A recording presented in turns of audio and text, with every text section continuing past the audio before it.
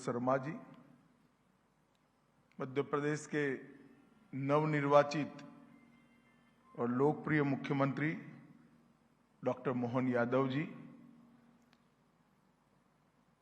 मध्य प्रदेश के भूतपूर्व मुख्यमंत्री और भाजपा के वरिष्ठ नेता श्रीमान शिवराज सिंह जी चौहान जी, हमारे दोनों उप मुख्यमंत्री श्रीमान जगदीश देवड़ा जी, श्रीमान राजेंद्र शुक्ल जी, और आज इस कार्यक्रम के केंद्र बिंदु मध्य प्रदेश की राजधानी भोपाल के अंदर आए हुए सभी प्रबुद्ध जन भाइयों बहनों, आप सभी का मैं भारतीय जनता पार्टी की ओर से हृदय से स्वागत करता हूं।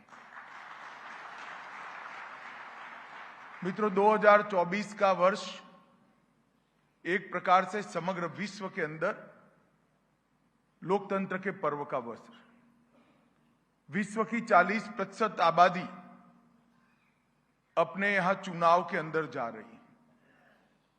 कई राज्यों के चुनाव हो गए, बांग्लादेश का हो गया, पाकिस्तान का हो गया, खैर जैसा होना था वैसा हो गया। कई राज्यों के चुनाव होने हैं, इसमें भारत भी चुनाव के इसी वर्ष में चुनाव के अंदर जाएगा।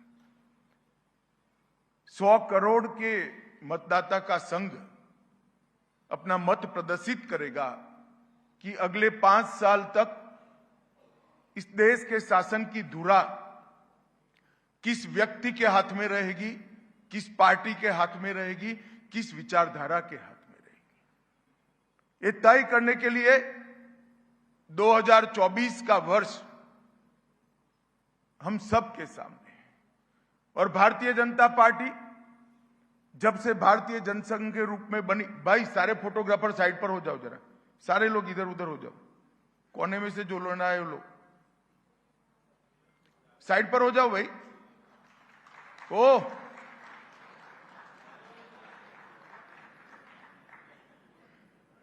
भारतीय जनता पार्टी जब से जनसंघ के रूप में बनी तब से 50 से दशक से आज तक हमने चुनाव को कभी सत्ता प्राप्त करने का माध्यम नहीं माना। हमने चुनाव को लोकतंत्र के उत्सव के रूप में स्वीकारा है, लोकतंत्र के उत्सव के रूप में माना है और लोकतंत्र के उत्सव के रूप में मनाया है। हमने चुनाव को जनसंपर्क का जरिया माना है। हमने चुनाव को हमारे सिद्धांतों को जनता के पास, हमारी विचारधारा को जनता के पास ले जाने का एक जरिया माना है। और हमने चुनाव को जब हम सत्ता में होते हैं तब हमारी उपलब्धियों का हिसाब किताब देने का भी एक जरिया माना है। और इसी के तहत देश भर के हर लोकसभा क्षेत्र के अंदर भारतीय जनता पार्टी का कोई न कोई नेता जाकर जनता का भी संपर्क करता है, कार्यकर्ताओं का भी संपर्क करता है और प्रबुद्ध जन का भी संपर्क करता है। आज मेरे 3 कार्यक्रम लगाए थे। एक कार्यक्रम सार्वजनिक कार्यक्रम था, एक कार्यक्रम कार्यकर्ताओं के साथ बैठक थी और आज तीसरा कार्यक्रम आप सब प्रबुद्ध जनों के साथ मेरा संवाद हो रहा है। आप लोगों की जिम्मेदारी भारत के नागरिक के नाते वोट देने की तो है ही, वो तो आप देंगे ही, आप जिसको तय करेंगे उसको वोट देंगे, परंतु आपकी जिम्मेदारी जनमत बनाने की भी है। क्योंकि आप सबके किसी न किसी क्षेत्र में योगदान के कारण आप जनता में एक विशिष्ट स्थान रखते हैं। आपके मत का महत्व है, आपके विचारों का महत्व है। आप जो विचार अपने मुख से प्रकट करते हैं, इसको जनता ध्यान से सुनती है, इसको महत्व देती है और इसके आधार पर जनता अपना मत बताती थी। एक प्रकार में लोकतंत्र के अंदर मत निर्माण की अगर प्रक्रिया ना हो तो लोकतंत्र के अंदर आत्मा ही नहीं रहती। दुर्भाग्य से हमारे देश में आजादी के बाद बड़े बड़े 60 के दशक के बाद लोकतंत्र के जितने भी चुनाव हुए, इसका एनालिसिस करें, इसका विश्लेषण करें तो एक बात उड़कर सामने आती है कि सारे चुनाव जातिवाद, परिवारवाद, तुष्टीकरण और भ्रष्टाचार से लिप्त रहे। कहीं न कहीं जातिवाद से जनमत को प्रभावित किया गया, कभी परिवारवाद से जनमत को प्रभावित किया गया, कहीं तुष्टीकरण से जनमत को प्रभावित और संग्रहित किया गया, और कहीं भ्रष्टाचार के बनाए हुए पैसों से जनमत को कलर्ड करने का प्रयास किया गया। हमारे देश का लोकतंत्र ये चार नासुरों के बीच में बटा रहा, जातिवाद, परिवारवाद, तुष्टीकरण और भ्रष्टाचार। नरेंद्र मोदी जी ने 10 ही साल के अंदर चारों नासुरों को समाप्त कर जातिवाद, परिवारवाद, भ्रष्टाचार और तुष्टीकरण की जगह पॉलिटिक्स ऑफ परफॉर्मेंस का स्थापना किया, और आज देश सच्चे लोकतंत्र की दिशा में जा रहा है। देश का जनादेश ना जातिवाद से प्रभावित होना चाहिए, ना तुष्टीकरण से प्रभावित होना चाहिए, ना परिवारवाद से युक्त होना चाहिए, ना भ्रष्टाचार के पैसों से जनादेश को खरीदा जा सकता है। ये चारों चीजों को मोदी जी ने बहुत लंबे समय के बाद दूर कर दी, और आज दो खेमे पड़े, जैसे महाभारत के युद्ध में दो खेमे पड़े थे, एक और पांडवों का खेमा था और एक और कौरवों का खेमा था। एक और मोदी जी के नेतृत्व में भारतीय जनता पार्टी देशभक्तों की टोली जैसी पार्टी खड़ी है, और दूसरी ओर 7 परिवारवादी पार्टियों का एक गठबंधन खड़ा है। ये कौन है इंडिया गठबंधन? कौन है इंडी गठबंधन? कौन है घमंडिया गठबंधन? जिनको घमंड है, अभिमान है अपने परिवार पर, जो नहीं मानते हैं कि देश में गरीब चाय बेचने वाले का बेटा देश का प्रधानमंत्री बने, देश का प्रधान सेवक बने। वो ऐसा मानते हैं कि प्रधानमंत्री पद धाती है उन लोगों की जो एक परिवार में, बड़े परिवार में जन्म लेते हैं। पूरे 7 पार्टियों का एनालिसिस करिए। सोनिया गांधी अपने बेटे को प्रधानमंत्री बनाना चाहती हैं, शरद पवार जी अपनी बेटी को मुख्यमंत्री बनाना चाहते हैं, ममता बनर्जी अपने भतीजे को मुख्यमंत्री बनाना चाहते हैं, लालू जी अपने बेटे को मुख्यमंत्री बनाना चाहते हैं, स्टालिन भी अपने बेटे को मुख्यमंत्री बनाना चाहते हैं, और मुलायम सिंह जी के बेटे मुख्यमंत्री बनकर फिर से मुख्यमंत्री बनना चाहते हैं। अब जो लोग, ये 7 पार्टियां एक प्रकार से अपने परिवार के हितों के लिए काम करने वाली है। मैं आज भोपाल के प्रबुद्धजनों से बात करने आया हूं कि परिवार के हितों की जो बात करते हैं, जो अपने बेटे, बेटी, भतीजे, भतीजियों को मुख्यमंत्री, प्रधानमंत्री बनाना चाहते हैं, वो भारत के गरीब की चिंता नहीं कर सकते, भारत की चिंता नहीं कर सकते, भारत को विश्व को सम्मान नहीं दिला सकते। भारत को विश्व में सम्मान वो ही व्यक्ति दिला सकता है जिसका जीवन का क्षण क्षण और शरीर का कण कण मां भारती को समर्पित हो, भारत को समर्पित। ये जो आने वाले दिनों में पसंदगी करनी है देश को, ये 2 ताकतों के बीच में पसंदगी करनी, जो अपने परिवार के लिए जीते हैं और जो देश के लिए जीते हैं और मरते हैं, दोनों के बीच में पसंदगी करनी। 10 साल यूपीए के और 10 साल एनडीए के। मेरा आग्रह है, आप सब प्रबुद्धजन, आंकड़े अब छिपे नहीं हैं, पारदर्शिता का जमाना है, ऑनलाइन सारी इंफॉर्मेशन उपलब्ध है, आप डाउनलोड करिए, आप स्वयं कंपैरिजन करिए। 10 साल में 12 लाख करोड़ के घपले, घोटाले, भ्रष्टाचार, रोज एक भ्रष्टाचार, 2G, 4G, आप खेल देखो तो भ्रष्टाचार, सेना देखो भ्रष्टाचार, एयरबेस देखो तो भ्रष्टाचार, पनडुब्बी में भ्रष्टाचार, हेलीकॉप्टर में भ्रष्टाचार, अंतरिक्ष में भ्रष्टाचार, पाताल में कोयले की खदानों में भी भ्रष्टाचार, आकाश, पाताल, सागर, अंतरिक्ष, सभी जगह भ्रष्टाचार कर कर ये 10 साल शासन किया, और नरेंद्र मोदी पर 10 साल में 4 आने के भी भ्रष्टाचार का कोई आरोप नहीं कर सकता। इस प्रकार का शासन, ये दोनों के बीच में हमने किस प्रकार का शासन था। देश असुरक्षित था, देश की माताएं, बहनें, बच्चियां असुरक्षित महसूस करती थी, देश की सीमाएं सुरक्षित। आए दिन पाकिस्तान से आकर लोग बम धमाके कर भाग जाते थे, पेट का पानी नहीं हिलता था, चुपचाप रहते थे वोट बैंक की लालच में। हजारों लाखों करोड़ के घपले घोटाले करे, अर्थतंत्र रसाताल में गया था, देश का सम्मान पाताल तक नीचे गया था। और ये 10 साल में क्या हुआ? एक भी भ्रष्टाचार का आरोप नहीं है, किसी की हिम्मत नहीं है भारत की सीमाओं के सामने आंख उठाकर। और अगर किसी ने हिम्मत करी भी तो सर्जिकल स्ट्राइक और एयर स्ट्राइक कर इनके घर में घुसकर आतंकवादियों को समाप्त करने का काम। अर्थतंत्र आजादी के बाद सबसे ज्यादा ऊपर उठा हुआ दिखाई पड़ता है। अटल जी 11वें नंबर पर छोड़कर गए थे। 10 साल इन्होंने शासन किया, इन्होंने देश का ऊपर एक उपकार कर दिया। 11वें नंबर से 12वें नंबर पर नहीं गए, देश दुनिया के 11वें नंबर के अर्थतंत्र पर जस का तस पड़ा रहा। 10 साल के अंदर मोदी जी ने 11वें नंबर से 5वें नंबर पर लाने का काम किया और देश के अंदर आर्थिक विकास। और मैं आपको विश्वास दिलाता हूं मित्रों, ये मोदी जी की गारंटी है। तीसरा जनादेश दे दीजिए, देश दुनिया में तीसरे नंबर की अर्थव्यवस्था बन जाएगा। कोई नहीं।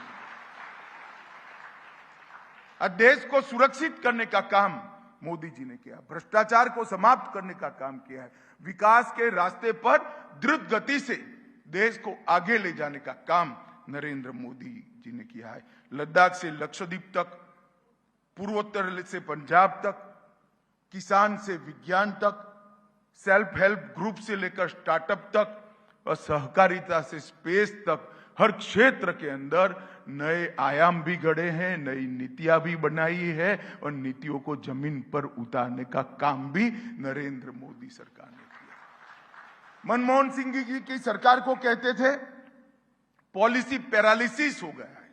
नरेंद्र मोदी जी ने 40 प्रकार की नीतियां बनाई और नीतियां भी कैसी बनाई, नीतियों को एक एक उठाकर देखिए। मेरा आप सबसे आग्रह है, एक बार नई शिक्षा नीति को आप देख लीजिए। 30 साल के बाद इस देश की नई शिक्षा नीति मोदी जी लेकर आए हैं। ये हर नीति, कोई भी नीति उठाकर देखिए, देश की मिट्टी, देश का ढंग, देश की हवा और देश का रंग, ये चारों अपनी नीतियों में मिलेगा। कहीं गुलामी की निशानी नहीं। मोदी जी ने इस देश को गुलामी की निशानियों से मुक्त करने का काम किया है। मोदी जी ने इस देश में से हीन भाव दूर करने का काम किया है। भारत सब कुछ कर सकता है, भारत विश्व में सर्वप्रथम बनने के लिए है और यही स्थान, इस स्थान पर अधिकार अगर किसी एक देश का है तो भारत का है। ये आत्मविश्वास बनाने का काम नरेंद्र मोदी जी ने किया। हम दुनिया की सबसे पुराना लोकतंत्र है और हम दुनिया का सबसे बड़ा लोकतंत्र है। हमारा दायित्व है कि लोकतंत्र के इस महान पर्व के अंदर हम जनादेश को पूरी सूझबूझ के साथ बनाएं। हम किसी नेता या किसी पार्टी के खोखले वादों के आधार पर न जाएं। पार्टी ऐसी चुने जिसने जो वादे किए हैं पूरे किए। पार्टी ऐसी चुने जिसने जो कहा है वो करती है और पार्टी ऐसी चुने जिसमें भविष्य देखने की मादा हो, भविष्य की कल्पना करने का मादा हो, भविष्य का लक्ष्य तय करने का। भारतीय जनता पार्टी ने जो किया है, कहा है, वो कहा है, किया है। मैं आज आपको बताना चाहता हूं, हमारी नीतियों में मानवीय संवेदना है, हमारी नीतियों में सर्वस्पर्शीय सर्वसमावेशी विकास का दृष्टिकोण है, हमारी नीतियों में महान भारत के निर्माण का संकल्प है, हमारी नीतियों में भ्रष्टाचार और तुष्टीकरण को समाप्त करने की दृढ़ता है और हमारी नीतियों में अभेद सुरक्षा वाले महान भारत की रचना का संकल्प भी हमारी नीतियों के अंदर निश्चित रूप से आप दे सकते हैं। मित्रों, आपने 2014 में जब मोदी जी को मौका दिया और आज मोदी जी ने इस देश को 10 साल में पूरी दुनिया आश्चर्यचकित होकर देख रही है। जो लोग विदेश जाते होंगे उसको मालूम पड़ा होगा, पहले भारत से जाते थे तो थोड़ा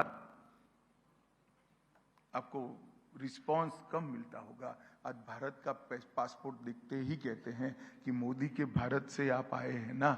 ये परिवर्तन दुनिया के अंदर एक 10 साल में, ये 10 साल के अंदर मोदी जी ने देश को भ्रष्टाचार से मुक्ति दी है, जातिवाद से मुक्ति दी है, परिवारवाद से मुक्ति दी है, तुष्टीकरण से मुक्ति दी है, इंफीरियरिटी कॉम्प्लेक्स से मुक्ति दी है। आज हम अपनी भाषा में पर पूरे विश्व में गौरव के साथ बोलते हैं। मोदी जी दुनिया में किसी भी वैश्विक सम्मेलन में जाते हैं तो सीना चौड़ा कर कर हिंदी में बोलते हैं, पूरी दुनिया उनको सुनती है। एक गौरव आज मोदी जी ने देश को दिया है। देश को आतंकवाद से मुक्ति दी है, देश को उग्रवाद से मुक्ति दी है और देश को गुलामी के प्रतीकों से मुक्ति की है। कांग्रेस ने हर चीज का विरोध करने का तय किया है।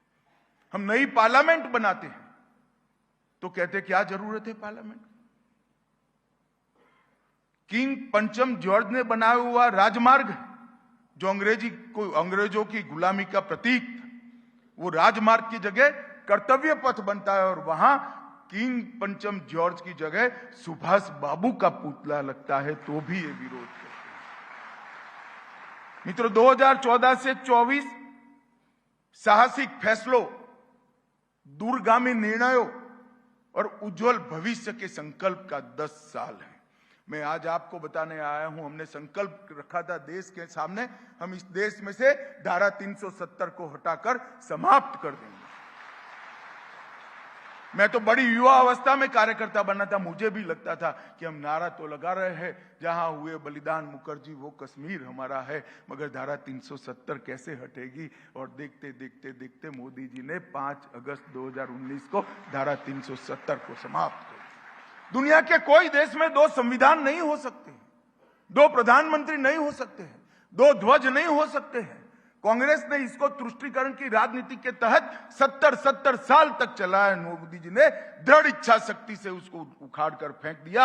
आज हमारा कश्मीर भारत माता का मुकुटमणि बनकर समग्र विश्व के सामने तिरंगे के साथ। 30 साल के बाद वहां थिएटर चालू हुए, 30 साल के बाद लाल चौक पर जन्माष्टमी मनाई जाती है, 30 साल के बाद वहां मोहर्रम का जुलूस निकला है और 30 साल के बाद देश के और दुनिया के कोनों कोनों से 2 करोड़ यात्री सुख और शांति के साथ आज कश्मीर का लुत्फ उठा रहे हैं। पड़ोसी देशों से आए हुए हिंदू नागरिक जो पाकिस्तान से शरणार्थी बनकर आए, बांग्लादेश से शरणार्थी बनकर आए, अफगानिस्तान से, उनके लिए 2 ही विकल्प थे, या तो अपना धर्म छोड़े, परिवार की महिलाओं को अपमानित करे, या फिर अलग धर्म में चले जाए। वो भारत की शरण में है। उनको नागरिकता देने का देश की आजादी के वक्त वादा था, जो वहां से आएगा उसको हम नागरिकता देंगे। हिंदू, बौद्ध, सिख, जैन, ये सारे लोगों को नागरिकता देने का वादा 70 साल से समाप्त नहीं होता था। मोदी जी ने सीएए लाकर 1 करोड़ों लोगों को नागरिकता देकर आजादी के समय का वादा हमने समाप्त किया। ट्रिपल तलाक इस देश पर एक कलंक था। इस देश की मुस्लिम माताओं बहनों को अधिकार नहीं मिलता था। कोई भी व्यक्ति उनको अपमानित कर आधी रात को घर से बाहर निकाल देता था। उनके आने वाले जीवन की कोई व्यवस्था नहीं थी। मोदी जी ने ट्रिपल तलाक को भी समाप्त कर दिया। बैंक के बैलेंस शीट सुधरी है। पहले फोन पर बैंकिंग चलता था, अब कागज पर बैंकिंग चलता है, मेरिट्स में बैंकिंग चलता है। भारत की बैंकों के शेयर दुनिया की सभी बैंकों में टॉप पर है। ऐसी बैंकिंग व्यवस्था ये 10 साल के अंदर बनाई। किसानों के लिए स्वामीनाथन आयोग की नीतियों को हमने माना, 150% तक एमएसपी का रेट तय किया और 1 रैंक 1 पेंशन का मसला भी हमने समाप्त कर दिया। 40 साल से जिन्होंने अपने जीवन के सुवर्ण काल, युवानी का पूरा जीवन सरहद पर बिताया, देश के लिए खर्च करा, कई लोग शहीद भी हो गए, उनको 1 रैंक 1 पेंशन का फायदा नहीं मिलता था। नरेंद्र मोदी जी ने आकर 14 महीने के अंदर ही 40 साल से अटका हुआ फैसला किया और आज देश के सेना के जवानों को और रिटायर्ड जवानों को 1 रैंक 1 पेंशन का फायदा सीधा उनके बैंक अकाउंट के अंदर जाता है और उनकी सेवा का एक प्रकार से पुरस्कृत करने का काम नरेंद्र मोदी जी ने किया। मित्रों, आतंकवाद 3 हॉटस्पॉट थे, जम्मू कश्मीर, पूर्वोत्तर और वामपंथी उग्रवाद। अपना मध्य प्रदेश भी वामपंथी उग्रवाद से लिप्त था। आज मैं बड़े आनंद के साथ कह सकता हूं कि तीनों हॉटस्पॉट में हिंसक घटनाओं में 70% की कमी और मृत्यु में 72% की कमी के साथ नक्सलवाद, आतंकवाद और उग्रवाद इस देश में अंतिम सांसें गिन रहा है। एक और बार जनादेश दीजिए, इनका निकलना वो तय हो जाएगा। गरीब कल्याण के लिए हमने ढेर सारे काम किए। इस देश के 13 करोड़ माताओं को गैस का सिलेंडर दिया। वो आज के जमाने में भी चूल्हा फूंकती थी। 11 करोड़ घर ऐसे थे जहां शौचालय ही नहीं था।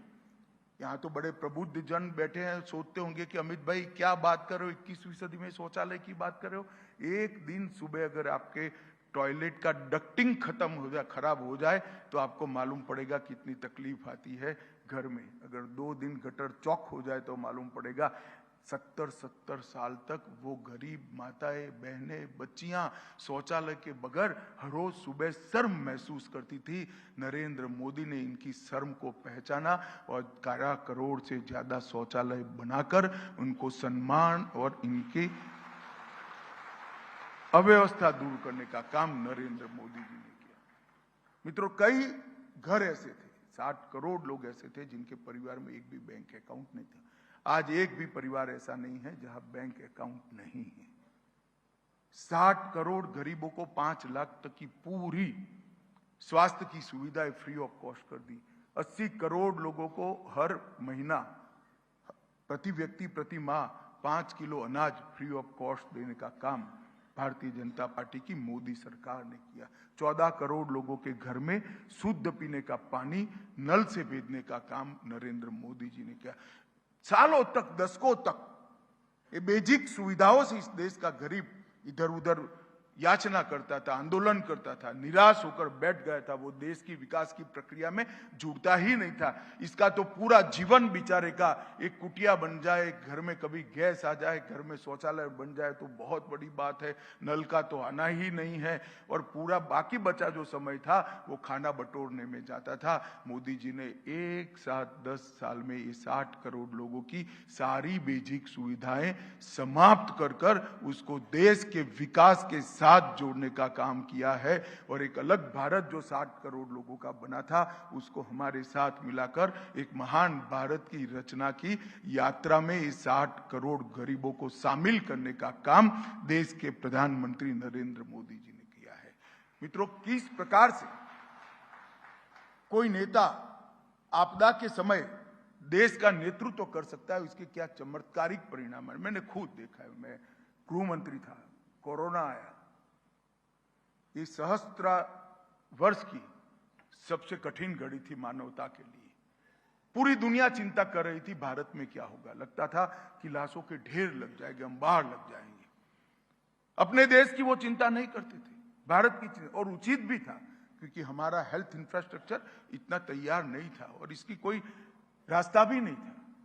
मोदी जी ने सबको कहा कि जनता कर्फ्यू मनाइए। लाल बहादुर शास्त्री ने कहा था शनिचर को चोखा मत खाइए। इसके बाद पहली बार किसी प्रधानमंत्री की अपील पर 130 करोड़ लोग 24 घंटा कोई कर्फ्यू के ऐलान के बगैर घर के बाहर नहीं निकले और लॉकडाउन का संस्कार डालने का काम नरेंद्र मोदी जी। उन्होंने थाली बजाना कहा, थाली बजाई। उन्होंने दिया जलाना कहा, दिया जलाया। मजाक करने वाले कर रहे हैं। राहुल बाबा जैसे लोग उस वक्त मखौल उड़ाते थे, उनको मालूम नहीं था एक सामूहिक लड़ाई करने के लिए जनता का मन तैयार किया जा रहा है। पूरी दुनिया में कोरोना में तकलीफ पड़ी, भारत सबसे कम तकलीफ के अंदर बाहर आ गया क्योंकि पूरी दुनिया में अकेली सरकारें कोरोना के खिलाफ लड़ी। यहां सरकार तो लड़ी 130 करोड़ की जनता भी कोरोना के सामने लड़ी, इसलिए हम सफल। मित्रों, वैक्सीन, दुनिया में कहीं भी वैक्सीन की इजाद हो, वैक्सीन का शोध हो, यहां आते आते 4 दशक लगते थे। इस बार वैक्सीन बनाने वाले पहले 5 देशों में भारत शुमार था और 130 करोड़ लोगों को कोई परेशानी बगैर, कोई अफरा तफरी बगैर वैक्सीन का टीका लगाने का काम टेक्नोलॉजी का उपयोग कर मोदी जी ने समाप्त कर दिया और 2-2 टीका सबको लगा दिया। मेरी बहन अमेरिका रहती थी, वो आना चाहती थी मगर सर्टिफिकेट चाहिए था वैक्सीनेशन का। तो मुझे फोन आया कि सर्टिफिकेट नहीं मिला है, हम कैसे आए। मैं कहूँ क्या 3 महीना हो गया वैक्सीन लिए हुए, सर्टिफिकेट क्यों नहीं मिला? कि हमारे यहाँ नहीं बना है, अपने यहाँ तो वैक्सीन लिया नहीं, कॉफी पी नहीं। और मोदी जी की हंसती हुई फोटो आपके व्हाट्सएप पर आ जाती थी कि आप वैक्सीनेटेड हैं। टेक्नोलॉजी का इतना अद्भुत उपयोग शायद ही किसी देश ने किया और हमने कोरोना पर विजय प्राप्त की। 130 करोड़ लोगों को सिर्फ टीका नहीं लगा, दुनिया के 100 देशों को टीका लगाकर विश्व मित्र की भूमिका भारत ने निभाई और 100 से ज्यादा देशों की आबादी भारत को धन्यवाद कह रही है कि हमारे तक तो टीका पहुंचता ही नहीं, अगर उचित दाम में भारत टीका पहुंचाता नहीं। तो कोरोना के अंदर एक अद्भुत नेतृत्व क्षमता का मोदी जी ने परिचय कराया। दुनिया की कई सारी समस्याएं, पर्यावरण की समस्या, तो इसके लिए green technology, nano fertiliser, natural farming, कई नए उभरते हुए क्षेत्र, सेमीकंडक्टर, इलेक्ट्रॉनिक मैन्युफैक्चरिंग, ड्रोन, अंतरिक्ष, कई सारे नए, ग्रीन हाइड्रोजन का निर्माण, बायोफ्यूल का निर्माण, ये सारे क्षेत्रों में के अंदर आज भारत फाउंडर मेंबर का स्टेटस एंजॉय कर रहा है। और ये सारी उभरती हुई चीजें आने वाले दिनों में दुनिया की अर्थव्यवस्था को तय करने वाली है। फाउंडर मेंबर जो होता है वो लीड करता है। आने वाला दशक विश्व में भारत को लीड करने का दशक है, ऐसी नींव ये 10 साल के अंदर। आने वाले समय में मोदी जी ने इस देश के युवाओं के लिए और 130 करोड़ की जनता के लिए ढेर सारे लक्ष्य रखे हैं। 2027 तक $5 ट्रिलियन की अर्थव्यवस्था बनना, विश्व की तीसरी बड़ी अर्थव्यवस्था बनना, 2030 तक $2 ट्रिलियन का एक्सपोर्ट करना, 2035 तक अंतरिक्ष में स्पेस सेंटर बनाना, 2036 में भारत में ओलंपिक होस्ट करना, 2040 तक चंद्रमा पर मनुष्य भेजना और 2047 में संपूर्ण विकसित राष्ट्र होकर भारत माता को विश्व गुरु के स्थान पर प्रस्थापित करना। 2027 से 2047, ये 20 साल, 2023 से 2047 से 25 साल आने वाले दिनों में जब आजादी की शताब्दी देश मनाता होगा 15 अगस्त 2047 को, तब देश कहाँ होगा, इसका लक्ष्य तय किया है। मोदी जी ने हमारे देश को एक सामूहिक इंफीरियरिटी कॉम्प्लेक्स से, लघुता ग्रंथि से बाहर निकाला, हीन भाव से मुक्त कर कर भारतीय भी कर सकते हैं, भारत भी कर सकते हैं और भारत ही कर सकता है, वहां तक का विश्वास सब में आरोपित करने का काम किया। ये नेतृत्व जो है वो नेतृत्व आज आपसे मैंडेट मांगने के लिए आया है। मित्रों, मैं एक बात जरूर कहना चाहूंगा, ये सबसे पुरानी सांस्कृतिक विरासत वाला हमारा देश, इस देश की कल्पना संस्कृति के बगैर हो नहीं सकती। अगर हम दुनिया भर में सबसे विकसित राष्ट्र बनते हैं मगर हमारी सांस्कृतिक विरासत खो देते हैं तो हमने कुछ नहीं प्राप्त किया है, ये हम सब जानते हैं। मगर हमारे सांस्कृतिक विरासत को कांग्रेस ने तुष्टीकरण की राजनीति से एक प्रकार से दिमक खा जाए इस तरह से सांस्कृतिक विरासत को उन्होंने अपमानित किया था। 500 साल से अयोध्या में राम मंदिर के निर्माण की चर्चा चलती थी। देश के आजादी के 70 साल हो गए। करोड़ों लोग चाहते थे कि इस देश में, अयोध्या में गौरवपूर्ण राम मंदिर बने और प्रभु श्री राम अपने भव्य मंदिर के अंदर विराजे। कांग्रेस पार्टी ये मुद्दे को अटका रही थी, लटका रही थी, भटका रही थी। नरेंद्र मोदी जी ने पूर्ण लोकतांत्रिक तरीके से सुप्रीम कोर्ट के आदेश से इसका भूमि पूजन भी किया और 22 जनवरी 2024 को इसकी प्राण प्रतिष्ठा कर कर रामलल्ला को अपने घर में, ये बहुत बड़ा क्षण है। हम सब भी जाएंगे, मगर मैं आपको कहने आया कि 10,000 साल के इतिहास में जिसकी ये पल का संज्ञान लिया जाएगा, ऐसा महान पल हम सबके जीवन में देखने का सौभाग्य हमें दिया। गुलामी की मानसिकता को भी हटाया, गुलामी के चिन्ह को भी हटाया। हमारी संसद, हम जब पार्लियामेंट अब आजाद हुए तब पवित्र सेंगोल को हमारे आजादी के प्रतीक के रूप में जवाहरलाल जी के हाथ में दिया गया था, जिसको न्याय दंड कहते हैं। मोदी जी ने पवित्र सेंगोल को म्यूजियम से उठाकर फिर से एक बार पार्लियामेंट के अंदर प्रस्तापित कर इसको सम्मान देने का काम किया। राजपथ को कर्तव्य पथ में बदला। 130 करोड़ लोगों का कर्तव्य ही इस देश को महान बन सकता है। इस देश में अब कोई राजा नहीं है, राजा अगर कोई है तो 130 करोड़ की जनता है। बाबा विश्वनाथ का कॉरिडोर काशी में बनाया, उज्जैन में महाकाल लोक बनाया, करतारपुर कॉरिडोर बनाकर एक बहुत बड़ी गलती को सुधारने का काम किया। हमारे सिख भाई हम सब दूरबीन से करतारपुर साहिब को देखते थे। आज हंसते हंसते जो बोले सो निहाल के नारे के साथ वहां जाकर मत्था टेक कर आते हैं। ये गौरव भी मोदी जी ने दिया। कुपवाड़ा में शारदा मंदिर की स्थापना कर फिर से कश्मीर में शारदा पीठ की स्थापना की और 21 जून को विश्व योग दिन बनाकर 21 जून को समग्र विश्व में दवाई बगैर का मानव जीवन, शरीर, मन और आत्मा के बीच में एकीकरण, हमारे ये महान विज्ञान को मोदी जी ने पूरे विश्व के सामने रखा और आज पूरा दुनिया योग के टीचरों को यहाँ से मंगा रही है, योग सीख भी रही है और पूरे विश्व के कल्याण का रास्ता भारत ने यही 10 साल के अंदर प्रशस्त किया। यही 10 साल के अंदर एक देश एक कर, 1 कंट्री 1 टैक्स, जीएसटी को लाने का काम किया। यही 10 साल के अंदर हमने डायरेक्ट बेनिफिट ट्रांसफर को इंट्रोड्यूस करा। यही 10 साल में नई संसद बनाई और यही 10 साल के अंदर देश की माताओं बहनों को विधानसभा और संसद में 33% रिजर्वेशन देकर नीति निर्धारण में उनको हिस्सेदार बनाने का काम हमने किया। यही 10 साल के अंदर हमने लोकतंत्र को नीचे तक पहुंचाया और यही 10 साल के अंदर लोकतंत्र का शुद्धिकरण, जो मैंने आगे कहा, परिवारवाद, जातिवाद, भ्रष्टाचार और तुष्टीकरण से मुक्त चुनाव की कल्पना को हमने सफल करने का काम किया। कांग्रेस पार्टी और इंडिया अलायंस, कोई कांग्रेस पार्टी के सांसद कहते हैं उत्तर भारत और दक्षिण भारत देश के 2 टुकड़े कर दीजिए और कांग्रेस पार्टी चुप रहती है। मुझे कई बार होता है कि जिस पार्टी का नेतृत्व सरदार पटेल, मौलाना आजाद और महात्मा गांधी ने किया, वो पार्टी को क्या हो गया है? वो अपने आप को इस बयान से दूर भी नहीं करते हैं। अब कैसे कह सकते हो इस देश के 2 टुकड़े हो? मैं आज भोपाल के प्रबुद्धजनों की चिंता मत करिए, किसी की हिम्मत नहीं है इस देश के टुकड़े करने की, क्योंकि यहां नरेंद्र मोदी की भारतीय जनता पार्टी की सरकार है। इस संकल्प के साथ हम राजनीति में हैं, रहेंगे और पहले भी इसी के लिए किया था। कोई भी पार्टी का परिचय मित्रों उसके कार्यक्रमों से होता है। कांग्रेस के कार्यक्रम क्या है?